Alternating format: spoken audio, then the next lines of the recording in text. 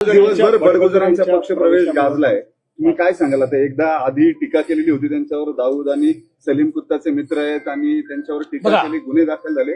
काल पक्षप्रवेश झाला आणि बावनकुळे साहेबांना कल्पना नव्हती. असं आहे, दोन गोष्टी याच्यामध्ये सांगतो की ही गोष्ट खरीच आहे की त्यांच्यावर टीका करण्यात आली होती.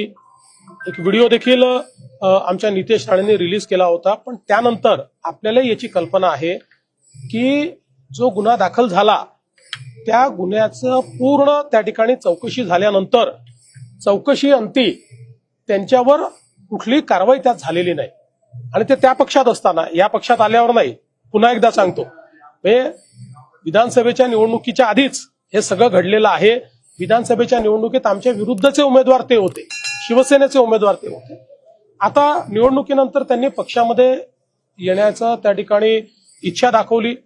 शेवटी त्यांनी देखील भरपूर मतं घेतलेले आहेत.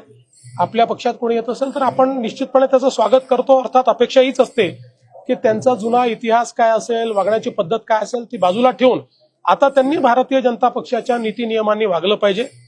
काल ज्यावेळेस पक्षप्रवेश ठरला त्यावेळेस आम्ही ही जबाबदारी गिरीश महाजनांवर दिली होती. बावनकुळे साहेबांना सकाळी त्याची कल्पना नव्हती की त्याच दिवशी प्रवेश आहे. आपण नाशिकमध्ये बावनकुळे साहेबांनी सगळ्यांना समजवलं की आपल्याला का प्रवेश त्यांचा घ्यायचा आहे, त्यांची कुठे त्याला विरोध नव्हताच. मग ज्यावेळेस गिरीश महाजनांनी सांगितलं की आजचा प्रवेश ठरला आहे त्यावेळेस ते स्वतः हजर होते. त्यामुळे मला असं वाटतं फार तर कम्युनिकेशन गॅप असेल, विरोध कोणाचा नव्हता. स्थानिक स्तरावर काही आमच्या इथे विरोध त्याला झाला पण त्यांनाही आम्ही समजावून सांगितलं की आपल्याला पक्ष वाढवायचा.